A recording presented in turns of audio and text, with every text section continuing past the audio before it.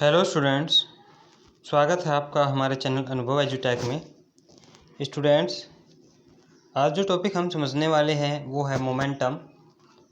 और इससे पहले हमने इनर्शिया और इनर्शिया के कुछ टाइप्स के बारे में भी समझा था विद एग्जांपल्स। तो अगर आप ये टॉपिक समझना चाहते हैं तो हमारे चैनल को ज्वाइन कर सकते हैं।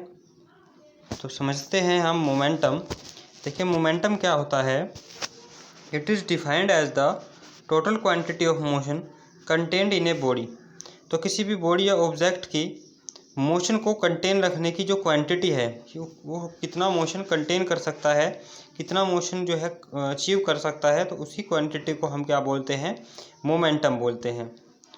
ठीक है, तो आगे बढ़ने से पहले हम एक एग्जाम्पल को थोड़ा समझ लें ताकि मोमेंटम का जो टॉपिक है वो क्लियर हो सके। ज़्यादातर क्या है, हम इसे फॉर्मूले के बेस पर समझते हैं कि जो फॉर्मूला है, यानी कि बोल देते हैं कि mass the product of mass and velocity of any object is called momentum. ठीक है, लेकिन थोड़ा इसको हम प्रैक्टिकली भी समझने की कोशिश करें कि एक्चुअल में मोमेंटम होता क्या है। ये देखिए, जैसे कि कोई ये ट्रक है और ट्रक एक पर्टिकुलर डायरेक्शन में मूव कर रहा है 30 किलोमीटर पर आवर की स्पीड से। इसी तरीके से ये एक कार है और ये भी जो है एक पर्टिकुलर डायरेक्शन में, सेम डायरेक्शन में 30 किलोमीटर पर आवर की जो स्पीड है उसी से मूव कर रही है। क्लियर है। तो इस कंडीशन में हम ये जानते हैं कि जो मास ऑफ ट्रक है इज़ ग्रेटर देन होगा मास ऑफ कार से। तो यहाँ देखिए, स्पीड तो हम बोल रहे हैं कि दोनों की 30, ये भी 30 किलोमीटर पर आवर से, ये भी 30 किलोमीटर पर आवर से मूव कर रहा है, लेकिन जो मास है वो डिफरेंट है दोनों का। ट्रक का जो मास है वो कार के मास के कंपैरिजन में क्या है, ग्रेटर है। इस वजह से ज़्यादा तेज़ी से जो मोशन करेगा व्हीकल वो कौन सी होगी, कार। तो कार का जो मोशन करने की एबिलिटी है वो ज़्यादा होगी ट्रक के कंपैरिजन में। तो इसी वजह से हमने डेफिनेशन में भी कहा कि total quantity of motion contained in a body. कोई भी बॉडी जो मोशन की टोटल क्वांटिटी कंटेन करती है उसी को क्या बोलते हैं, उसका मोमेंटम। तो इस कंडीशन में हम क्या कहेंगे कि जो कार का मोमेंटम है वो ट्रक के मोमेंटम से क्या है, ग्रेटर है। क्लियर है ये बात। तो इसका जो फॉर्मूला है मोमेंटम का उसे भी समझ लेते हैं। तो देखिए, जो मोमेंटम का फॉर्मूला है वो क्या होता है, P = mv। मोमेंटम को P से डिनोट करते हैं। इसी के बेस पर इसकी डेफिनेशन क्या बोली गई है, it is measured as the product of mass that means m and its velocity. तो कोई ऑब्जेक्ट का मास और उसकी वेलोसिटी, यानी कि ऑब्जेक्ट क्या कर रही होगी, एक डेफिनेट डायरेक्शन में किसी वेलोसिटी से मूव कर रही होगी। तो मास और वेलोसिटी का जो प्रोडक्ट है, जो मल्टीप्लिकेशन है, इसी को हम क्या बोलते हैं, इसी को बोलते हैं मोमेंटम। तो फॉर्मूले के बेस पर हम इसको डिफाइन कर सकते हैं। देखिए, यहाँ पे P के ऊपर आप देख रहे होंगे अरो का साइन यूज़ किया हुआ है। क्यों साइन यूज़ किया हुआ है, क्योंकि जो मोमेंटम है वो एक वेक्टर क्वांटिटी होती है, वेलोसिटी भी एक वेक्टर क्वांटिटी होती है। तो मैं उम्मीद करता हूँ कि आपको स्केलर और वेक्टर क्वांटिटी पता होगा। अगर आपको मालूम नहीं है तो इससे पहले मैं स्केलर और वेक्टर क्वांटिटी से रिलेटेड वीडियो बना चुका हूँ। वहाँ से आप जो है वीडियो को देख करके इन टॉपिक्स को क्लियर कर सकते हैं। तो मोमेंटम का फॉर्मूला आपको याद रखना है, मोमेंटम = मास मल्टीप्लाई वेलोसिटी। P से हम इसको डिनोट करेंगे। कुछ नोट करने वाली बात क्या है, यहाँ पे जो हम मोशन की बात कर रहे हैं वो मोशन है, motion in a straight line. कैसा मोशन है, motion in a straight line है।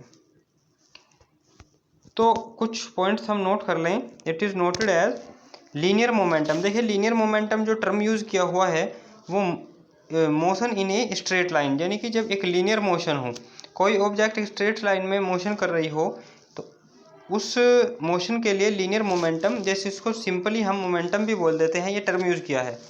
तो कहा है लीनियर मोमेंटम इज एसोसिएटेड, संबंधित होता है विद ट्रांसलेशनल मोशन। तो translational motion means motion in a straight line. Since mass is a scalar quantity, तो मास कैसी क्वांटिटी होती है, स्केलर क्वांटिटी। मास की कोई ना कोई वैल्यू होती है, 2 किलोग्राम, 3 किलोग्राम, 4 किलोग्राम, 3 ग्राम, 4 ग्राम, लेकिन मास की कोई डायरेक्शन नहीं होती है। इसके अलावा वेलोसिटी क्या है, वेक्टर क्वांटिटी है, यानी कि ऐसी क्वांटिटीज़ जिनकी मैग्नीट्यूड, जिनकी वैल्यू को डायरेक्शन के अकॉर्डिंग फाइंड किया जाए। ऑब्जेक्ट है पहले ईस्ट डायरेक्शन में मूव करती है, फिर तो नॉर्थ डायरेक्शन में मूव करती है, तो जो वेलोसिटी रिजल्टेंट होगी ऑब्जेक्ट की वो क्या होगी कि किन किन डायरेक्शंस में उसने मूव किया उसी के अकॉर्डिंग वेलोसिटी की वैल्यू फाइंड होगी। तो इस तरीके से वेलोसिटी क्या है, वेक्टर क्वांटिटी, यानी ऐसी physical quantity whose have direction and magnitude. तो यहाँ पे जो मास स्केलर क्वांटिटी है और वेलोसिटी एक वेक्टर क्वांटिटी है, इन्हीं का प्रोडक्ट क्या होता है, मोमेंटम होता है। क्या होता है, मोमेंटम। तो मोमेंटम क्या होता है, एक वेक्टर क्वांटिटी होती है। नेक्स्ट क्या है, तो इसमें बोला है the direction of momentum is in the direction of velocity. देखिए वेलोसिटी की जो डायरेक्शन होगी, यानी कि जिस पर्टिकुलर डायरेक्शन में कोई भी बॉडी मूव कर जाएगी, वेलोसिटी की उस जो भी डायरेक्शन होगी, तो मोमेंटम की डायरेक्शन भी सेम वही होगी जो कि ऑब्जेक्ट की वेलोसिटी की डायरेक्शन होती है। लेकिन अगर हमें मैग्नीट्यूड में आप डाउट मत माना, देखिए आपने पढ़ा होगा मैथमेटिक्स में कि x की वैल्यू 2 है, x की वैल्यू 3 है, तो ये वैल्यू ही क्या होता है, मैग्नीट्यूड होती है। तो मोमेंटम की वैल्यू अगर हमें फाइंड करनी हो, p की वैल्यू अगर हमें फाइंड करनी हो, तो हम क्या फॉर्मूला अप्लाई करेंगे, p = mv। अब हम समझते हैं SI यूनिट क्या होती है मोमेंटम की। तो देखिए जो SI यूनिट होती है मोमेंटम की, वो क्या होती है, किलोग्राम मीटर अपॉन सेकेंड। हमें ये तो पता चल ही गया कि जो मोमेंटम का फॉर्मूला है वो p = mv होता है।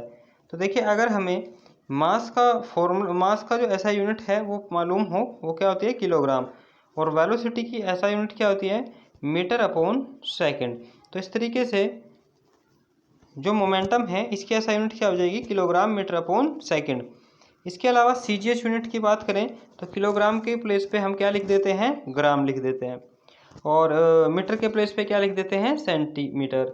और टाइम की जो CGS यूनिट है वो भी क्या होती है, सेकंड होती है। देखिए CGS यूनिट में क्या होता है कि जो लेंथ है वो सेंटीमीटर में मेज़र की जाती है और जो मास है वो ग्राम में मेज़र किया जाता है, इसलिए यहाँ पे CG इस तरीके से लेटर लिखे हैं, और S में मतलब है सेकंड। टाइम जो है वो SI सिस्टम में भी और CGS में भी सेकंड में ही मेजर किया जाता है। तो इस तरीके से जो CGS यूनिट हो जाएगी मोमेंटम की, वो क्या होगी, ग्राम सेंटीमीटर अपॉन सेकंड। इसके अलावा इसका एक डायमेंशनल फार्मूला है। तो डायमेंशनल फार्मूला आप 9th के जो सिलेबस से आउट है, ठीक है, डायमेंशनल फार्मूला रिलेटेड नहीं होता है 9th के सिलेबस से, तो इसके बारे में हम खास डिस्कशन यहाँ पे नहीं करेंगे। अब हम मोमेंटम से रिलेटेड कुछ इम्पोर्टेंट टॉपिक्स, कुछ इम्पोर्टेंट केसेस को भी समझ लेते हैं। तो देखिए if A ball of mass m1, देखिए कोई बॉल है और उसका मास कितना है, m1 है, और कोई कार है उसका मास कितना है, m2। तो सिंपल है, हम समझ सकते हैं कि जो मास ऑफ कार है वो मास ऑफ बॉल से क्या होगा, ग्रेटर होगा। तो वे क्या कर रहे हैं, मूव कर रहे हैं विद सेम वेलोसिटी v, लेकिन जो दोनों की वेलोसिटी है वो क्या है, इक्वल है। And P1 P2 are the momentum. अब चूंकि दोनों के मास डिफरेंट है तो जो मोमेंटम की वैल्यू आएगी वो दोनों की क्या है, P1 और P2 है। Are the momentum of ball and car. तो बॉल का जो मोमेंटम है वो P1 है और कार का जो मोमेंटम है वो P2 है। तो इस तरीके से जो फॉर्मूला बन जाएगा, तो फॉर्मूला क्या होगा, P1 = m1v। तो ये मोमेंटम किसका हो जाएगा, फॉर बॉल, और कार के लिए जो मोमेंटम है वो क्या हो जाएगा, m2v। अब देखिए अगर हम इनको डिवाइड कर दें तो v से क्या हो जाएगा, v डिवाइड, तो P1 के सामने क्या आ गया, m1, और P2 के सामने क्या आ गया, m2 आ गया। यानी कि जो P1 है वो डायरेक्टली प्रोपोर्शनल होता है किसके, m1 के, और जो P2 है वो डायरेक्टली प्रोपोर्शनल किसके होता है, m2 के होता है। इसका मतलब ये है कि जिस भी ऑब्जेक्ट की का जो मास है, ठीक है, ये ग्रेटर हो जाएगा तो उसका जो मोमेंटम है वो भी क्या हो जाएगा, ग्रेटर हो जाएगा। तो चलिए देखते हैं, अलग अलग केसेस को समझेंगे यहाँ पर। तो सबसे पहले यहाँ पे क्या बताया है, जो फॉर्मूला अभी हमने समझा, P1/P2 = m1/m2। तो P1 ये इस तरीके से अभी आया, सेम टू सेम यही चीज़ बताई गई, लेकिन यहाँ पे क्या है, m2 is greater than m1 है, यानी mass of car is greater then mass of ball है। ये क्या चीज़ दिखाता है, इससे हमें समझ आता है, it implies that P1 is greater than P2। तो P1 क्या होगा, ग्रेटर देन होगा P2 से। क्लियर है। तो देखिए यहाँ पे ये चीज़ समझिएगा, m2 जो मास ऑफ कार था वो ग्रेटर था किससे, मास ऑफ बॉल से। तो किसका मोमेंटम ग्रेटर होगा? तो जो बॉल है उसका मोमेंटम ग्रेटर होगा। क्यों? क्योंकि उसकी वेलोसिटी मैक्सिमम होगी। जिस ऑब्जेक्ट की वेलोसिटी मैक्सिमम होगी उसी का जो मोमेंटम है वो क्या होगा? मैक्सिमम होगा। तो ये आप ध्यान रखिएगा, अगर m2 is greater than m1 आता है तो इस केस में क्या होगा? p1 is greater than p2 हो जाएगा। लेकिन ये भी आपको ध्यान रखना है कि जब दोनों ऑब्जेक्ट की जो वेलोसिटी है वो क्या हो? दोनों ऑब्जेक्ट्स की वेलोसिटी इक्वल हो। इसके बाद आगे क्या कहता है?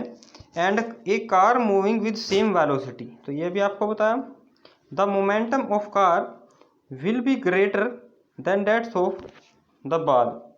तो इस केस में क्या होगा कि जो कार का मोमेंटम है वो क्या होगा? बॉल के मोमेंटम से ग्रेटर हो जाएगा। ठीक है, तो यहाँ शायद कुछ चीज़ मिस्टेक हो रही है, सॉरी। तो ये जो है आप करेक्ट कर लीजिएगा। देखिए P1 is greater than P2 नहीं, जबकि यहाँ पे क्या होना चाहिए? P2 is greater than P1 होगा, क्योंकि जो कार का मास है वो ग्रेटर देन है बॉल के मास से।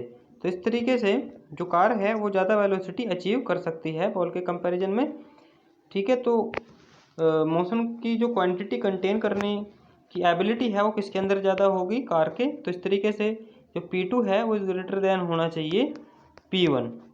तो इस चीज़ को करेक्ट कर लीजिएगा आप।